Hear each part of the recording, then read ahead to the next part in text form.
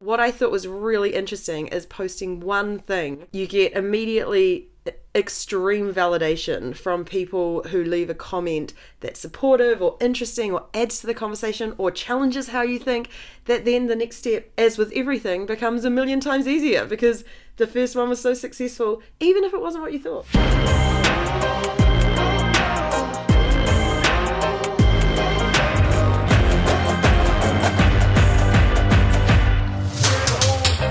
Welcome to Power Up, a podcast full of insights for women that lead. Hosted by Nat and Kristen from Powrsuit, we're on a mission to amplify your impact as a leader. Join us each week and we'll share with you what's shaping our future, from AI to Gen Z. Don't forget to hit subscribe so you don't miss any episodes. Hello, thank you for listening and sharing. We love seeing our audience grow. At Powrsuit, we're committed to giving you the tools and the confidence to build a career on your terms. And today's episode should help you do that. Do you love LinkedIn? No, I'm learning to love it. Yeah. Learning to love it. Okay, great. So am I. I think I completely didn't use it for many years. And I remember we started talking about this probably about a year ago when Kristen discovered that I still had, that I was on, what was it, the canoe polo team on my LinkedIn profile because I had been so abandoned for so long. So we have over the last year probably changed quite a lot how we use LinkedIn. Yeah. So we thought today was a really good opportunity to start to talk about why it's important. And I've written 3 reasons why I think we need it. The firstly was a stat that blew me away, which is 70% of jobs are placed through networks. And I'm pretty sure I said 90% in episode 1, but it's 70%. It's a ridiculously high amount. So having in a network is extremely important if you want jobs. The second thing is it's actually an incredibly easy way to upskill. I have found so many articles, videos, comments that have absolutely changed the way I think about work and have led me to working in a more effective, efficient way. And the third one is opportunities, which I think we're going to discuss a little bit today, because you actually never know what's going to pop up when you have access to, is it 900 million different people? And because of how LinkedIn's algorithms work, they do actually see what you post and you can see what they post, even if you're not necessarily connected. Yeah, it's amazing. It makes the world smaller, and we didn't like it last year, and maybe dig into psychologically why it felt that there's this thing going around, viral stuff of cringe, and there's this cringe factor of LinkedIn, and I think it's just probably scaring people off when it shouldn't. And at Powrsuit, we are huge believers of women taking up space, and LinkedIn is where leaders are, so we do need to be taking up space, and we've actually used it in a number of ways to ask for help and shortcut our learnings and do all sorts of great stuff. So we're going to dig into that. But firstly, we're going to chat about a few things like, Nat, what scared you last week? Yeah, it's funny actually having to focus on this. I actually really like having to focus on it because it really makes you stop and reflect on the last week. I think it's something that everyone should start doing. It's sort of that thing of as soon as I start doing something, I'm like, everyone do it with me.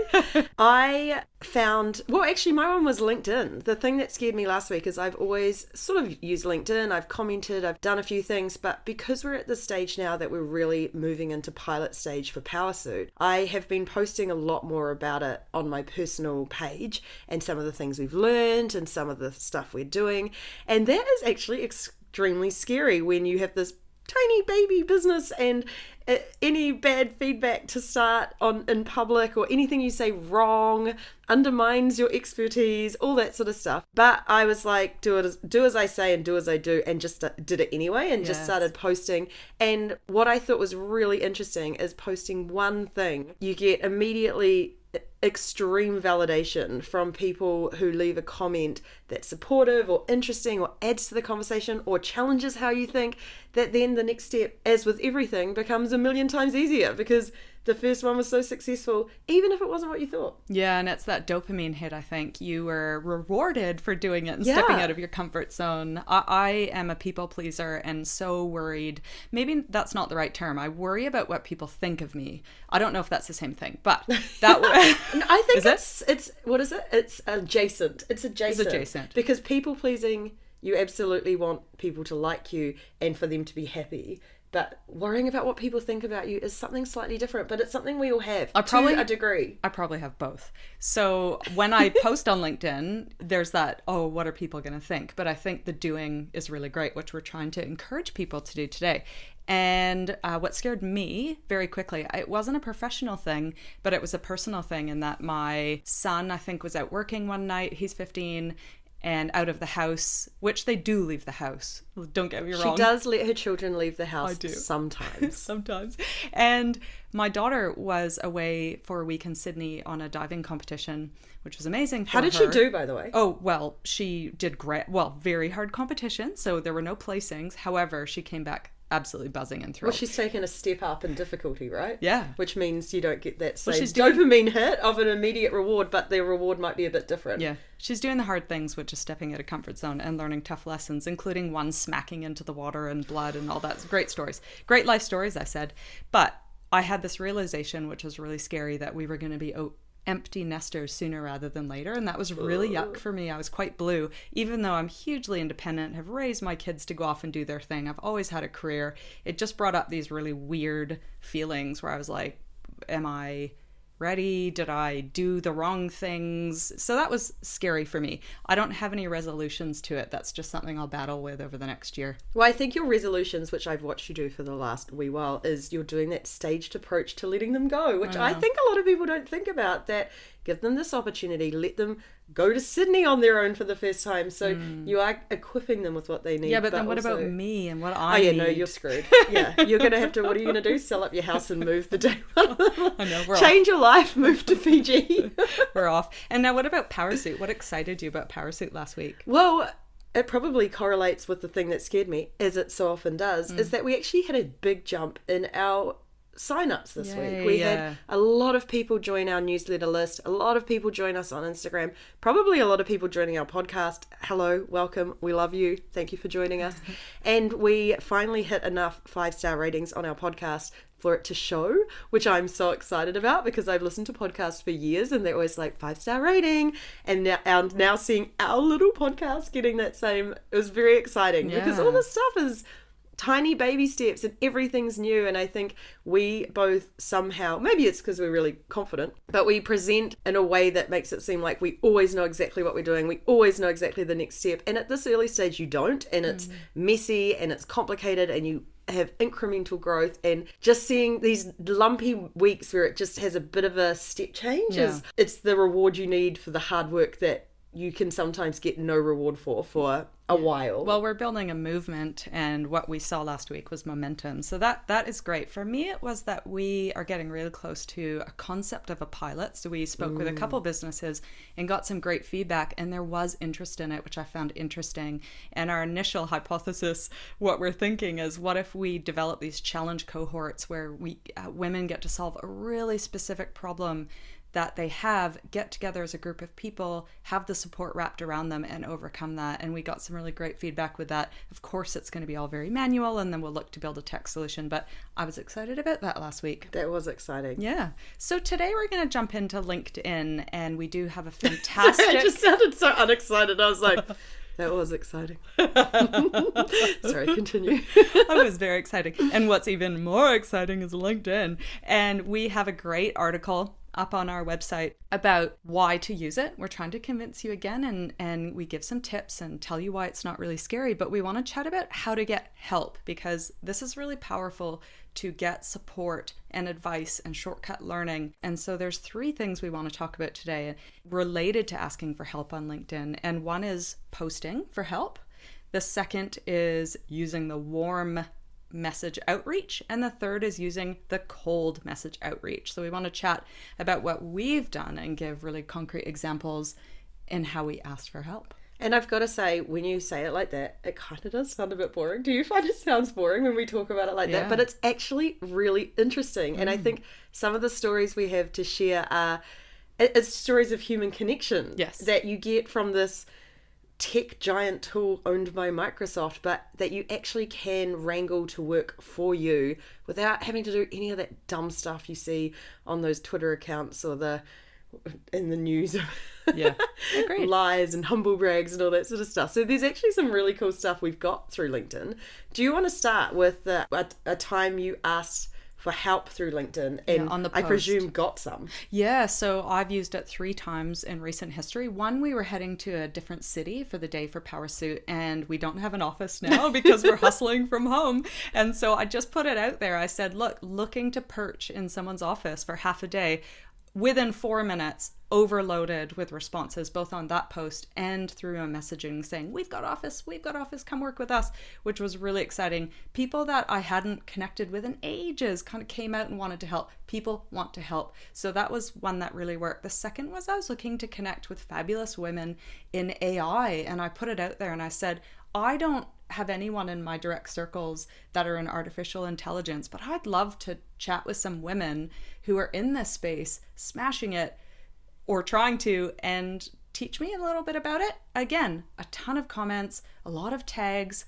We then subsequently connected outside of LinkedIn, and that really worked. But the one yesterday that I put up, I thought I would share in more detail, and that was that at Powrsuit, we are looking for businesses to talk about our pilot and get feedback on this pilot that we're going to run. And I was curious about this concept. We know that women like coaches and executive coaches, and that is one of the elements that leaders use for advice and to support them through career challenges and overcome barriers. And so I just put it out there saying, I don't even know how women get a coach. Where do they live? Is there a directory? Is this black box of connections and networks, and it's who you know in order to get a coach? And oh my goodness, I think within mere seconds, but actually within 24 hours, I have got probably 20 responses to that, millions of tags, all these coaches coming out of the woodwork saying, we'd love to work with Powrsuit ladies. And so, I think we'll go from there and create a Google sheet and share it with everyone. And I think that's exciting. But it's to help everyone. Yeah, like we could have spent weeks on that problem. And within 24 hours, we have these great answers to a challenge that will help our business. And I think the big thing when you talk about that I get out of asking for help is quite often we are scared to ask for help as women, put our hands up and say, I need a hand with something. And those examples are all quite different. One of them is a tangible, I need somewhere to squat, all the way through to, can I use your connections? And it's a really powerful lesson. And if you build genuine connections in real life, then those people love to help people. Yeah. There is an innate pleasure we get, and we've all experienced it, when someone needs a hand and when you can do something for them. I actually think it's one of the best ways to get out of a really down state as well. The thing you should do is actually help someone else. So it actually makes a lot of sense. Yes. And the only other thing I would add to that is I imagine there's a lot of people listening thinking, but Kristen's a D-list celebrity. Of course she can. But of course she has big networks and they're going to help her.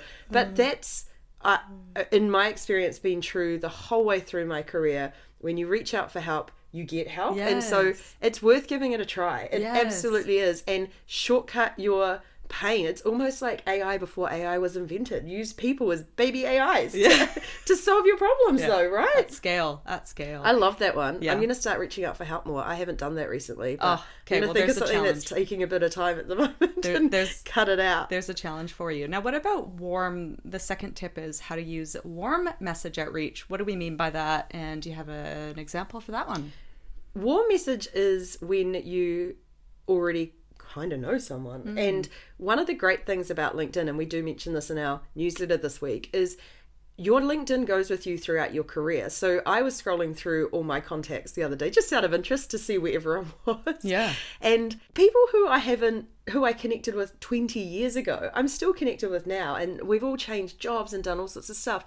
They would all be warm contacts because they're people that throughout my career I have either had a conversation with or we've commented on each other's posts. We sort of have a personal connection. It honestly doesn't have to be a super strong one, right? Like you don't have had to have even spoken to them for a long time, because it's kind of nice to hear from people who you haven't heard from in a while. And again, they probably want to help and are happy to, because you would have had a relationship at one point. Yes, and most of us actually are genuinely interested in the people we know and like and what they're up to. So for me, last week was a great example of this, in that, as we've mentioned a few times now, we are working on our pilot. And so we're trying to find great organizations who really believe in what we're doing, like genuinely believe in what we're doing. So the first thing to do there is to scroll through all these amazing people you've met along your journey and reach out. But one of the things that I found really interesting is, yes, I reached out to a few people that I think specifically will be helpful, but actually my motivation changed halfway through, because I was like, I actually really want to hear what you're up to, and wouldn't it be great to go out and get a drink and catch up? So the warm outreach is just so easy. It's just a, hey, how's things going? I haven't talked to you for a while, especially if someone has done something recently that you've remembered or seen. It's a really nice way to reconnect, but also a great way to have I would call it a soft ask. I mean, no one likes the person who's kind of comes out of the blue and goes, now I need something from you after years. But if you have a genuine interest in reconnecting with someone, or that you have something that you think they're specifically good at doing or able to help with, reach out. Yeah, and I like your soft ask, because I, being a diplomatic Canadian, don't like the hard sell idea. No. So it is really just going, we haven't spoken in a long time. We're up to this really, how are you? Pleasantries. Haven't spoken in a long time. We're looking for this. Would love your thoughts. Do you have 20, 30 minutes to connect? Really specific. Can I read you out a fail for me? Yes. Okay, so this is when I wasn't specific in help, and this is when we had left Hatch and we were looking, and I'm not going to name any names, but we were looking for ideas in areas that we cared about. And I reached out to a very well-respected person who had recently sold their business for a lot of money and would be now considered this incredible exited founder, very wise, built incredible companies and cultures. Everyone's madly scrolling through LinkedIn to find them. So my problem was, what startup do we start next? This was my problem, Nat, which is so vague. Could you solve that for me? Yeah.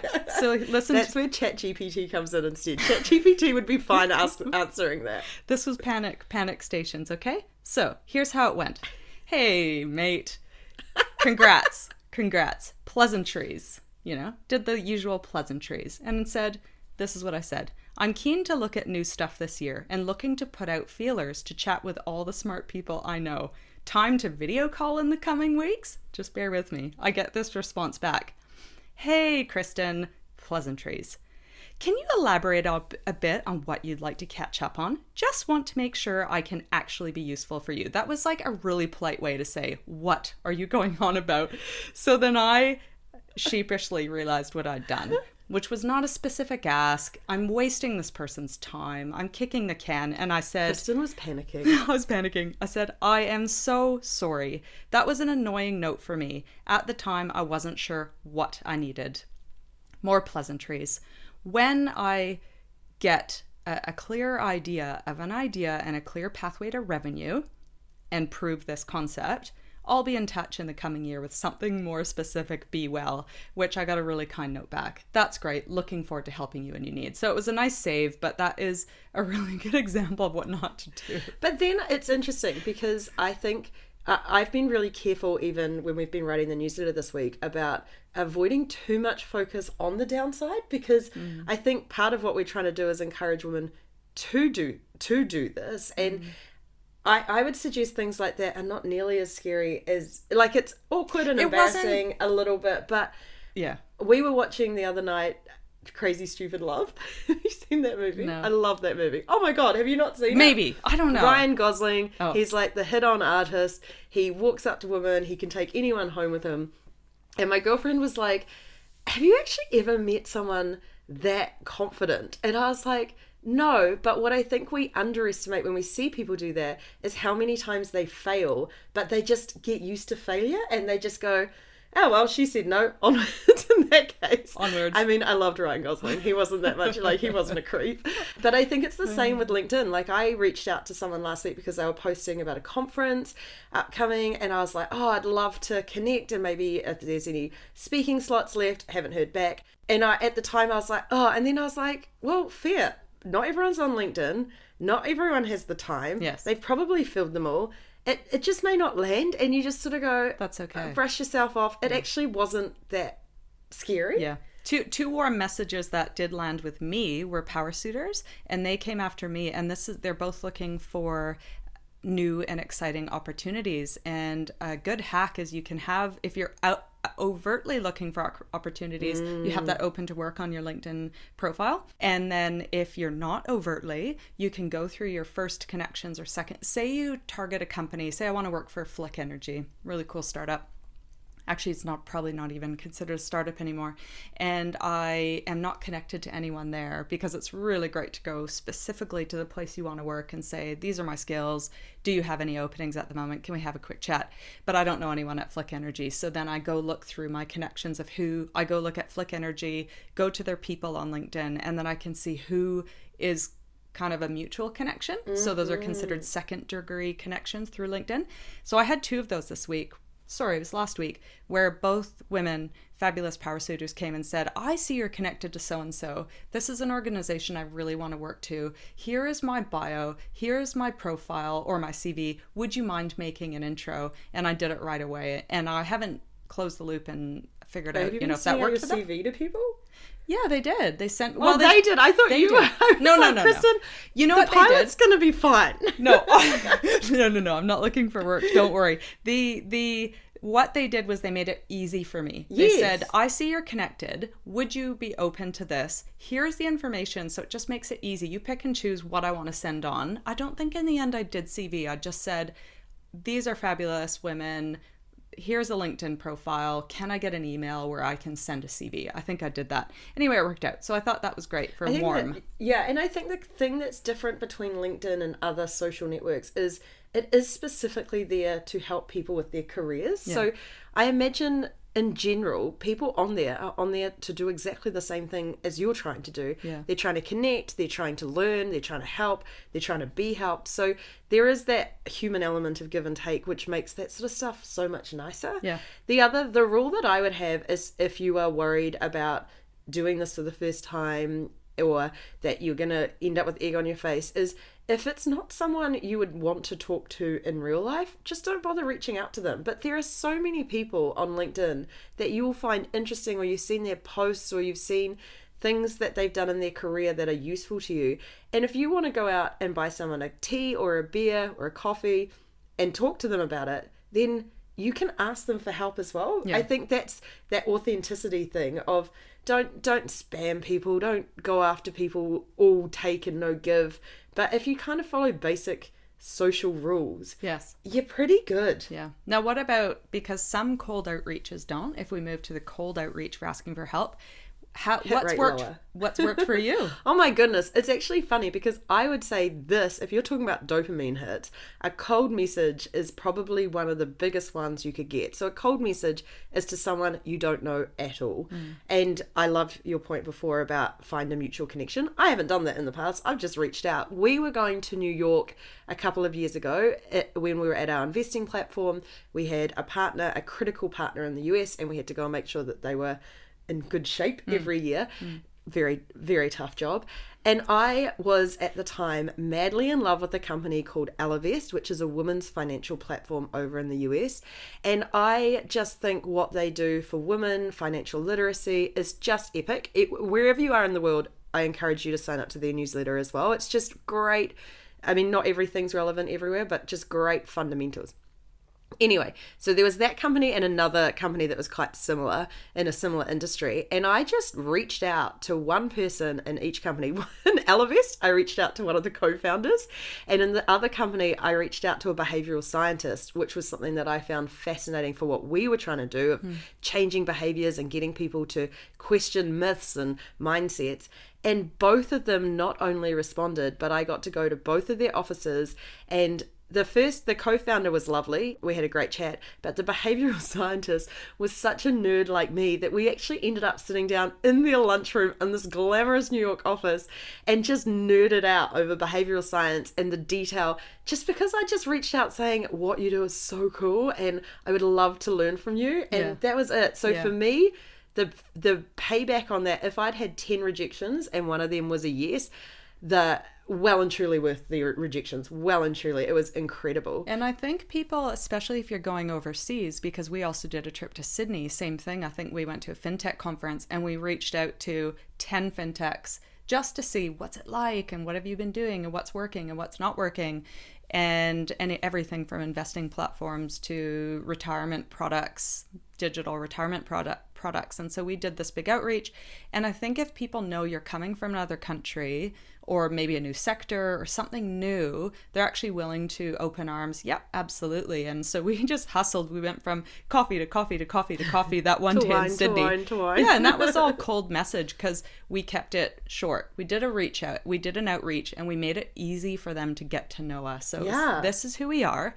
This is what we're interested in. We happen to be in this city, this country, during this period. You are doing cool things. This is what we'd love to learn from you. Can I buy you a coffee? So it's not that, hey, can we catch up for a drink? It's actually, I'm doing this, you're doing this. Make it easy for them to say yes. Absolutely. And my favorite story on this, and I'm sure Jen's actually listening, is an incredible friend of ours who wasn't a friend, but she cold reached out to you on LinkedIn.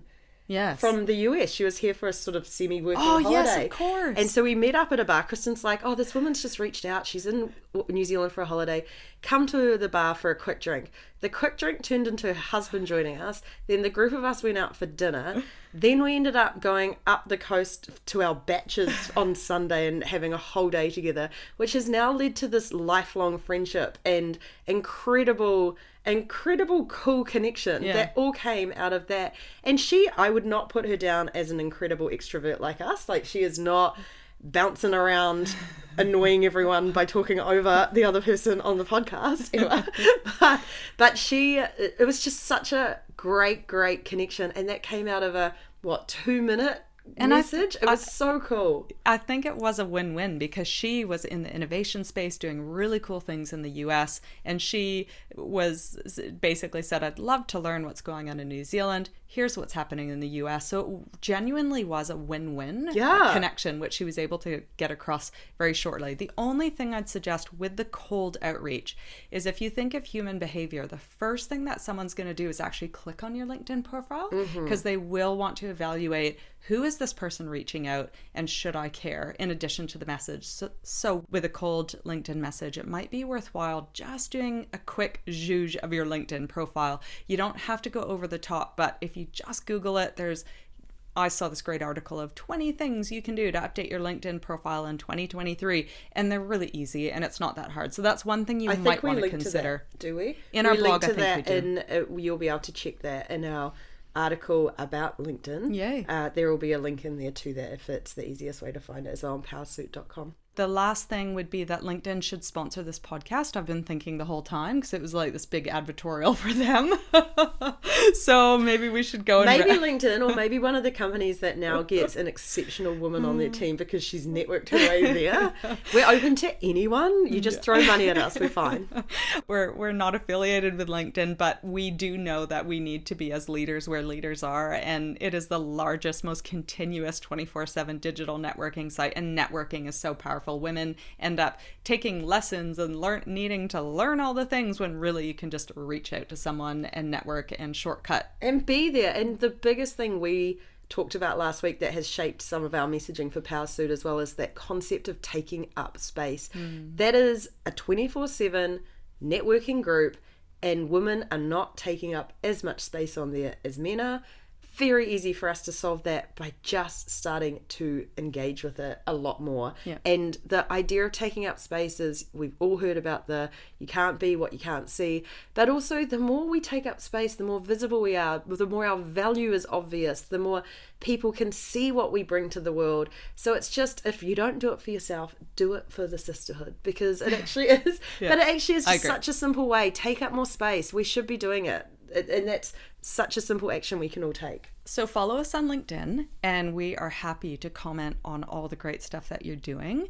And before we leave, Nat, how are you tracking towards your goal? Last week was chatting about your yurt. Do you want to, do you have another goal? Do you want to chat about how that's going? Do I have to change goals every week? No, you can No, change I haven't made goals. any progress on that. Okay. That it hasn't stagnated. I mean, it's just a slightly bigger process. So instead I went out to an open home and fell in love with the first house I saw, which is classic me, but completely unrealistic. So no, I'm going to say no progress on that goal, but by design. You actually did remind me I need to follow up on some stuff on that. Yes.